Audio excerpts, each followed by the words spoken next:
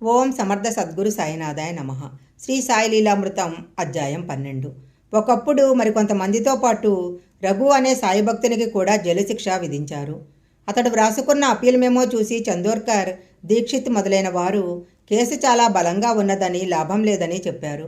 అప్పుడు సాయి అతనిని దూమల వద్దకు పంపారు. నిజానికి ఎట్టి ఆశ లేకున్నా కేవలం సాయి ఆదేశంగా మాత్రమే దూమల్ అహ్మదానగర్ మెజిస్ట్రేట్తో మాట్లాడాడు. నాటి రాత్రి రఘుకు కలలో సాయి కనపడి, రేపు మీరంతా విడుదలవుతారు, ఏడవకండి అని చెప్పారు. ఆశ్చర్యంగా కింద కోర్టులోని రికార్డు తెప్పించకుండానే ఆ కోర్టులో అప్పీలు కానీ విచారణ కానీ జరగకనే అది కేవలము గ్రామ తగాదాల వలన ఆరోపింపబడిన నేరమని నిర్ణయించి మెజిస్ట్రేటు వారందరినీ విడుదల చేశాడు. ఇది న్యాయశాఖ చరిత్రలోనే అపూర్వము. రఘు 300 రూపాయలు ఫీజుగా దూమల్కు చెల్లించాడు. వెంటనే దూమల్ సిరిడి వెళ్ళాడు. సాయి ఆ పైకమంతా దక్షిణగా తీసేసుకొని రఘు విడుదలైంది కేవలము తన కృప వల్లేనని సూచించారు. అలాగే సాయి అతనిని ఒకసారి 50 రూపాయలు దక్షిణ అడిగారు. అతని వద్ద పైకం లేదంటే సాటేని అడిగి తెమ్మన్నారు. అంతకుముందు సాటే తన పెన్షన్ 50 రూపాయలు పెంచమని ప్రభుత్వానికి అర్జీ పెట్టుకున్నాడు. సాటే సంతోషంగా 50 రూపాయలు దూమలకిచ్చాడు. ఆ రోజే అతని పెన్షన్ పెంచుతూ ప్రభుత్వము ఆదేశించింది. భక్తుల బాధలు తొలగించడానికి కూడా బాబా దక్షిణ అడిగేవారు. ఒకసారి ఆయన అడిగితే ఒక పోలీస్ ఆఫీసర్ తన వద్ద పైకం లేదన్నాడు. నీ పర్సులో 50 రూపాయలున్నాయి అన్నారు బాబా. అతడు ఆశ్చర్యంతో ఆ పైకము సమర్పించాడు. ఆయన కొద్దిగా మాత్రమే తీసుకొని మిగిలినది నీకు అవసరం అవుతుంది అన్నారు. త్వరలో అతడు చిక్కుల పాలై వాటిని తొలగించుకోవటానికి ఆ పైకం ఖర్చయింది. కష్టాలు తీరాక అతడు ఆ మొత్తం సాయికి దక్షిణగా సమర్పించాడు. అతడు ఆ పని ముందే చేసుంటే చిక్కులే వచ్చేవి కాదు.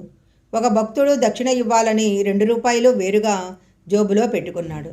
కానీ తర్వాత ఆయనకి 1 రూపాయి మాత్రము ఇచ్చాడు. సాయి నవ్వుతూ, ఎంత మోసము!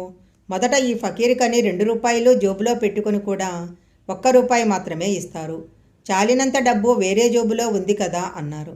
అతడు ఆశ్చర్యపోయాడు. సాయి కోరే దక్షిణ ఒక్కొక్కసారి భవిష్యత్తును నిగూఢంగా సూచించేది. 5 గదులతో భవనం నిర్మింపదలచి సాయిని దర్శించాడు దేవ్. అప్పుడు బాబా నేల మీద 25 గీతలు గీస్తూ గదికొక రూపాయి చొప్పున 25 రూపాయలు దక్షిణివ్వు అన్నారు. అతడు సమర్పించాడు. ఆశ్చర్యంగా అది 25 గదుల భవనమైంది. అలాగే 1912లో ఒకరోజు పోలీస్ ఇన్స్పెక్టర్ సోమనాథ్ వద్ద సాయి 10 రూపాయలు దక్షిణ తీసుకున్నారు. ఆ రోజు నుంచి అతని నెల జీతము 10 రూపాయలు పెంచినట్టు 6 నెలల తర్వాత అతనికి ప్రభుత్వం నుండి ఉత్తర్వు వచ్చింది. నాట్నే శంకర్రావు నమస్కరించగానే బాబా 15 రూపాయలు దక్షిణ కోరారు. అతడు తన వద్ద డబ్బు లేదన్నాడు. వెంటనే సాయి 30 రూపాయలు ఇవ్వమన్నారు. అతడు తిరిగి అదే బదులు చెప్పాడు. సాయి మరలా 64 రూపాయలు కావాలన్నారు. వెంటనే అతడు, బాబా, మేము పేదవాళ్లము, అంత ఇవ్వలేము అని మొరబెట్టుకున్నాడు. అప్పుడు సాయి వారిని ఆ డబ్బు పోగు చేసి ఇవ్వమన్నారు. ఆయన భావమేమో వారికి తెలియలేదు. తరువాత 1916లో బాబాకు జబ్బు చేసినప్పుడు ఆయనకు ఆరోగ్యం చేకూరాలని సప్తాహము, అన్నదానాల కోసము నాట్నే శంకర్రావు కూడా వసూలు చేశారు. వారు సేకరించి పంపింది సరిగ్గా 64 రూపాయలు. సాయి పౌత్రుల వద్ద మాత్రమే దక్షిణ స్వీకరించేవారు. ఉంపుడు కత్తె నుంచుకొని సుఖరోగాలతో బాధపడే వాడొకడు షిరిడీ చేరి బాబాకు 50 రూపాయలు ఇవ్వబోయాడు. సాయి కోపంతో, నీ డబ్బు నాకొద్దు, నువ్వొకటి నుంచుకున్నావు కదా, ఆమెకివ్వు అన్నారు. అతడు సిగ్గుతో తలవంచుకొని వెళ్ళిపోయాడు. ఒకప్పుడు దక్షిణ విషయమై సాయి, నేనెవరి నుంచైనా 1 రూపాయి దక్షిణ తీసుకుంటే దానికి 10 రెట్లు తిరిగి ఇవ్వాల్సి ఉంటుంది. నేనెప్పుడూ ఏది ఊరికే తీసుకోను. ఆ ఫకీరు చూపిన వారి నుండే స్వీకరిస్తాను. వాళ్ళు దక్షిణ రూపంలో పుణ్యం నాటి తరువాత సమృద్ధిగా ఫలితాన్ని పొందుతారు.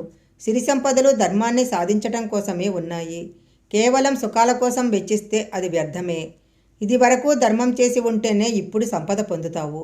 అది భగవంతుడిచ్చింది కాబట్టి భగవంతునికి ఇవ్వటం వలన భక్తి జ్ఞానాలు వృద్ధి పొందుతాయి.